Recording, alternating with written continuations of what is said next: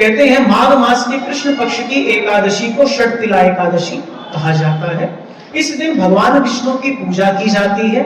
इस दिन काले तिल और श्याम गाय के दान का बड़ा विशेष महत्व है। और इस दिन क्या करते हैं भैया, इस तिल का ना 4, 5, 6 प्रकार से इस्तेमाल किया जाता है। कैसे कैसे?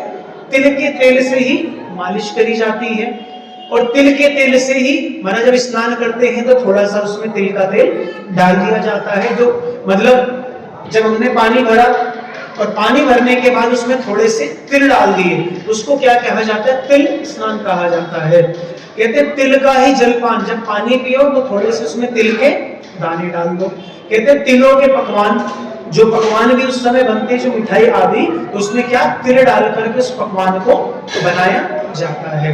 कहते जो व्यक्ति इस व्रत को विधि पूर्वक करता है उसको समस्त रोगों से मुक्ति मिल जाती है और सुखों में वृद्धि होती है। तो सुंदर इसकी कथा को श्रवण करें। कहते एक समय दालभ्य ऋषि ने पुलस्त ऋषि से पूछा, ब्राह्मण, मृत्यु लोक के मनुष्य ब्रह्म हत्यादि महान पाप करते हैं, पराय धन की चोरी और दूसरे की उन्नति को देखकर ईर्ष्या करते हैं, फिर भी वे नरक नहीं पाते, इसका क्या कारण है? कहते वे ना जाने कौन सा दान पुण्य करते हैं जिससे उनके सब पाप नष्ट हो जाते हैं, ये सब आप मुझे बताइए। तो पुलस्त मुनि कहने लगे, हे महाभाग, आपने मुझसे अत्यंत गंभीर प्रश्न पूछा है। इस वेद को ब्रह्मा, विष्णु, रुद्र तथा इंद्र आदि भी जान नहीं पाते, ये क्या वेद है, परंतु मैं आपको यह गुप्त तत्व अवश्य बताऊंगा। कहते माघ मास के लगते ही मनुष्य को स्नान आदि करके शुद्ध रहना चाहिए और इंद्रियों को वश में करके काम, क्रोध, लोभ, मोह, अहंकार, ईर्ष्या आदि, द्वेष आदि का त्याग करके भगवान का स्मरण करना चाहिए। कहते पुक्ष नक्षत्र में गोबर, कपास, तिल मिलाकर उनसे कंडे बनाने चाहिए। हर महीने में एक बार पुख नक्षत्र अवश्य आता है। तो जब माघ के महीने में पुख नक्षत्र आए तो उस दिन क्या करना चाहिए?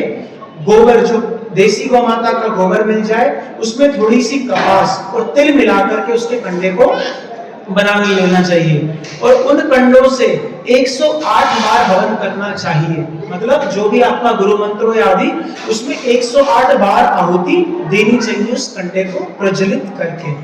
कहते फिर माघ में जब आर्द्रा या मूल नक्षत्र आए तो कृष्ण पक्ष की एकादशी तिथि को नियम ग्रहण करना चाहिए। ऐसी इसकी विधि बताई गई है और इसी की कथा आगे आती है। कहते प्राचीन काल में मृत्यु लोक में एक ब्राह्मणी रहती थी। मृत्यु लोक मतलब इस पृथ्वी लोक को ही मृत्यु लोक कहा जाता है। वे सदैव व्रत करती रहती थी, इससे उसका शरीर अत्यंत दुर्बल हो गया था, परंतु उसने सभी देवताओं या ब्राह्मणों के लिए अन्य धन का दान नहीं किया था। सब कुछ तो करती थी, लेकिन देवताओं के लिए, ब्राह्मणों के लिए कभी कुछ दान करती नहीं थी। इससे मैंने सोचा कि ब्राह्मणी ने व्रत आदि से अपने शरीर तो शुद्ध कर लिया, अब इसको विष्णु लोक तो मिल ही जाएगा, परंतु इसने कभी भी अन्न दान नहीं किया, इसलिए इसकी तृप्ति होनी कठिन है। एक बात समझने की है, हम विधि पूर्वक पूजन करते हैं तो हमारा भैया पक्की बात है कि ऊपर के लोकों में जाएंगे, लेकिन अगर हमने अपने जीवन में कभी भी किसी को भोजन कराकर तृप्त नहीं किया तो हमारी तृप्ति होने वाली नहीं है। आपकी जितनी सामर्थ्य हो, अपने सामर्थ्य अनुसार 2 लोगों को भोजन कराओ, 10 को कराओ, 50 को कराओ, 100 को कराओ, आपकी इच्छा। लेकिन कोई अगर आपके सामने आ जाए तो भैया उसको भूखा है। हमारे यहाँ पर क्या है, कहते हैं कि भैया सामने कोई भूखा आ जाए उसके बाद भी हम उसको रोटी ना दें तो ये हमारी विकृति है। सामने कोई भूखा व्यक्ति आ जाए, हम खुद भी खा लें और उसको भी थोड़ा बहुत खाने को दे दें तो ये व्यक्ति की प्रकृति है। लेकिन हमारा सनातन धर्म क्या कहता है कि भैया सामने कोई भूखा आ जाए, हम भूखे रह जाएं लेकिन उसका पेट भर दे, कि हमारे सनातन धर्म की संस्कृति है। कोई सामने से आ जाए, खुद भूखे रह जाओ, लेकिन सामने वाले को भैया पूर्ण रूप से तृप्त करा करके भेजो, ये हमारी सनातन संस्कृति कहती है। तो उस स्त्री को विष्णु लोक को मिल जाएगा, लेकिन उसकी तृप्ति नहीं होगी।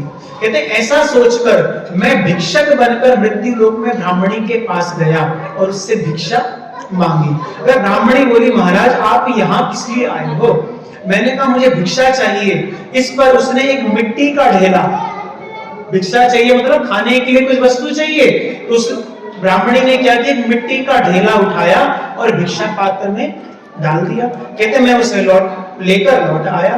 कुछ समय पश्चात वह ब्राह्मणी भी शरीर त्याग करके स्वर्ग में आ गई। कहते उस ब्राह्मणी को मिट्टी का दान करने से स्वर्ग में सुंदर महल तो मिल गया कि भैया मिट्टी पत्थर आदि से तो महल बनता है, तो मिट्टी का दान किया था।